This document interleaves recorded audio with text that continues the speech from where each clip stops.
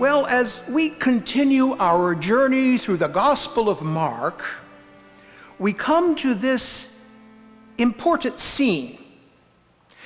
The words themselves don't point out the importance that this passage has for us, but if we would go back and read the full Gospel of Mark, we would discover that this is a turning point in the story that Mark is telling, the story of Jesus. Up to this time, Jesus had been walking through Palestine, through Israel, and healing and teaching, doing great works. We've been listening to those stories now for many, many weeks since we began reading from the Gospel of Mark, way back in January. Well, now we're coming to a new chapter.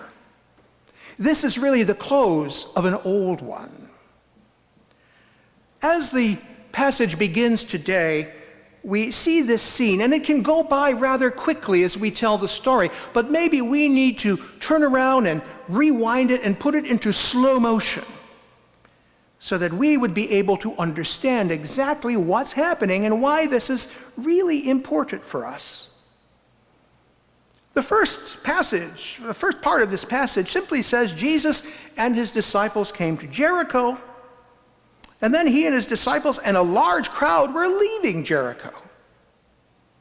It seems to me that Jesus didn't arrive with a large crowd, but as he's leaving, people were listening. They were hearing all about Jesus. Perhaps the disciples who followed Jesus were telling that story as well, because that's what Jesus was training them to do all along. And so this story, as it gets around about Jesus, maybe they had heard others talk about him, but now they see him in the flesh. They said, this is the one, this is the guy. And so as he departs the city of Jericho, some 15 miles outside of Jerusalem, they follow him. Jericho is one of those cities that's been around a very, very long time. We hear about it in the Old Testament. We know the story of Joshua and the walls of Jericho and so on. We sing spirituals and children's songs about that. But apart from that, Jericho isn't particularly significant, except that outside of it was Bartimaeus. Bartimaeus, a blind beggar. Now, those two things actually go together most of the time, because in the time of Jesus, as we have discussed previously, often people saw people's afflictions like blindness or lameness or some other illness like leprosy and so on as afflictions given by God. Very much like the afflictions we heard about in the book of Job over these many weeks. But somehow they were punishments of God for being unrighteous or being sinful. Perhaps with the insights of Jesus, we know that not to be the case. But in the time of Jesus, this is what people believed. And that those who were truly righteous and good, they were blessed of God, and they had riches and a good life. So, beggary and being blind kind of went together. But there he was, sitting by the roadside. Now, obviously, Bartimaeus must have heard about Jesus somewhere, because he can't see him, so he can't see the big crowd gathering around him. But as a blind person, he probably had developed a keen sense of hearing along the way. And maybe he had heard Jesus speak before, and he recognized that voice. And of course, he hears the murmuring of the crowd and all of them saying about this rabbi who they're following, and they're going to leave Jericho and follow him to Jerusalem. And so Bartimaeus realizes who this one is, and he says something very significant. And we might miss that, except that if we were reading again the whole of the Gospel of Mark, we would see that Jesus is on his way to Jerusalem. And when he gets there, it wasn't just for a visit. It was, in fact, the triumphal entry into Jerusalem that we remember on Palm Sunday. So Jesus is going to Jerusalem And these are the final days of Jesus' life. And what's significant about what Bartimaeus says is he uses a title for Jesus that we have not heard before in the Gospel of Mark. He cries out and he says, "Jesus, Son of David, have mercy on me." Son of David. David now. David, he was the great king of Israel, the model king that everybody was supposed to emulate, who was the leader in Israel. He was the one who was righteous of God. He was the one closest to the heart of God, we are told, through the scriptures and in the Psalms that he left us. And so it was the Son of David who would be seen as the one who would deliver Israel from its bondage, kind of like a newfangled Moses, but throw off the yoke of the Romans and establish a kingdom once more, and even an empire, as David and Solomon had done. They would make Israel great again. Son of David. This blind beggar, this blind one, he's the one who uses this title for the very first time in the Gospel of Mark. We've heard Jesus called various things, including the Son of Man, but never the Son of David. And this is how Jesus will be hailed as he rides into Jerusalem on the back of that donkey. And people are throwing their cloaks and palm branches in front of him as if he were already the king. Now, the very fact that there was a crowd leaving Jericho that didn't arrive in Jericho is significant, because maybe that's part of this big crowd that arrives in Jerusalem on that first Palm Sunday.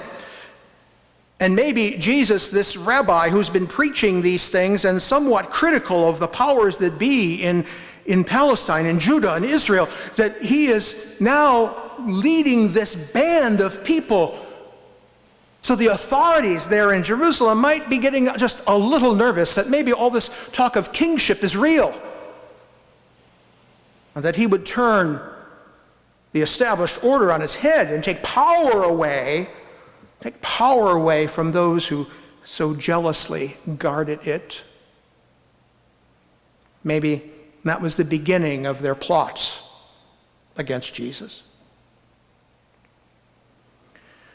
But it's interesting that Jesus obviously is on a mission. Going to Jerusalem. It's been a steady progress now for quite a while in the Gospel of Mark.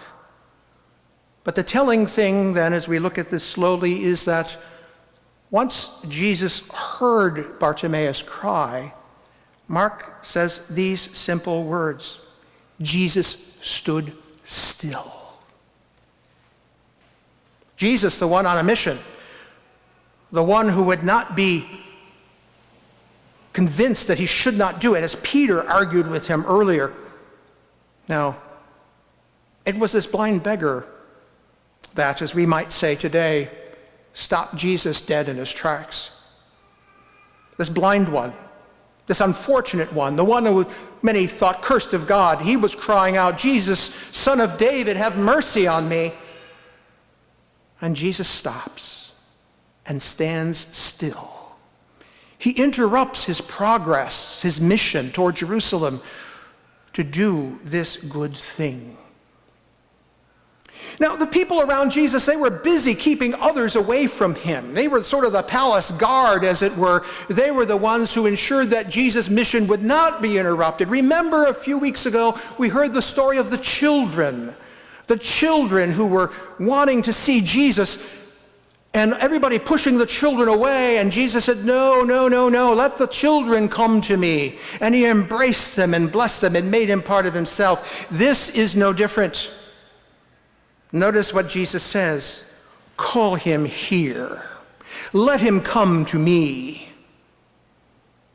And he does. Significant also is that we think nothing of it. Bartimaeus threw off his cloak, but remember, he's a beggar. He's probably what we would call a homeless person today. And that cloak of his, that was probably the most valuable possession he had, because it is what guarded him against the cold of the desert winter nights. It was the thing that covered him up when he didn't want to be seen. It was the thing under which he would probably guard and hide whatever few possessions he had. Maybe even food he would put in its pockets. So everything that he had in the world was represented by this cloak. And when Jesus calls him over, he throws it off. He leaves it behind. He didn't know if it would still be there when he got back, but he didn't care. He answered Jesus' call. Jesus called to him. Call him over here.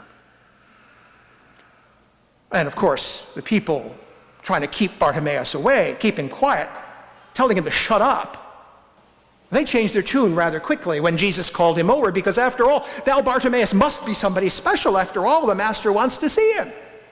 And so, take heart, come, we'll take you there. How quickly they changed their tune. But then Jesus asks a poignant question. What do you want me to do for you? What do you want me to do for you? Bartimaeus has a simple answer. The obvious one, one would think. Teacher, let me see again. I want to see. Imagine that. Imagine how you would feel if you had become blind and someone held out the promise that you could see again. How earnest that plead from deep within your heart. Teacher, someone with authority, someone I trust, the Son of David, shed your blessings on me. After all, that's what mercy means. We've talked about that too. That word, Kyrie eleison, that we so often use at the beginning of our liturgy, has no easy translation. It isn't simply mercy in the sense of pity or forgiveness. It is this flowing of blessings, being slathered with God's grace and goodness, with every good thing. Jesus, Son of David, do that for me. And when Jesus asks him, what do you want me to do? He picks something specific. From the bottom of his heart, I want to see. The other healing stories, Jesus always does a little something, like he was sort of an ancient physician. We know other healing stories, particularly of blindness, where he would take spittle and he would put it on the person's eyes, or he would make a mud salve and put it on the person's eyes. He always do things. He didn't touch the man. He didn't even say, be healed. He simply affirmed that it was Bartimaeus' faith that would make him whole again, that would allow him to see again. Your faith, he says, has made you well. And Mark says, immediately. There's Mark's sense of urgency again. Immediately, Bartimaeus regained his sight and followed him on the way. And that's important, too, to see. Because all the other people that Jesus healed, they went out and they proclaimed the name of Jesus in the streets, in the byways. They went home to celebrate with their families. Bartimaeus did none of that. Bartimaeus followed Jesus immediately. And where was Jesus going? But to Jerusalem. To face trial. To face conviction, mocking, beating, and ultimately his death on the cross. And this is what Bartimaeus did. How many times in our life have we asked God for things? Whatever they may be. And maybe we saw the answer to our prayers and maybe we didn't. Sometimes, though, I think we're not specific enough with God. How would you answer that question today, you here, sitting here? from the bottom of your heart, like this man who so earnestly, deeply wanted to see again, what would you answer to Jesus if Jesus looked at you in the eye and said, "What do you want me to do for you?" What would you answer? What specific thing? That's the nature of our prayer. It's so easy to pray for things in general, so easy to pray for world peace. But it's easy to pray for it because then we don't have to do anything about it.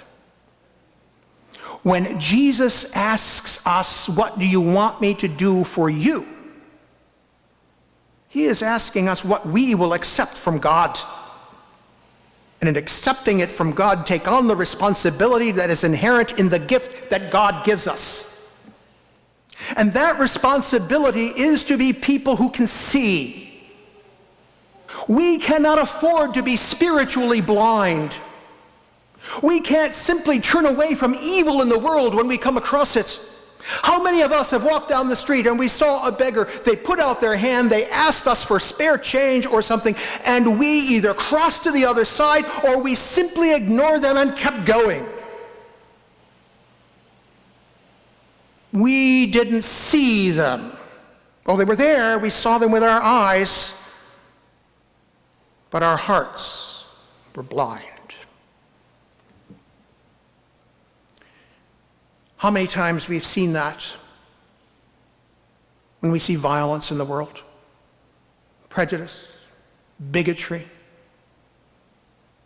people disrespecting one another, and we say nothing. We do nothing. Maybe that's where we're blind. Which one of those things would you want Jesus to do for you? Would you want Jesus really to take away that blindness?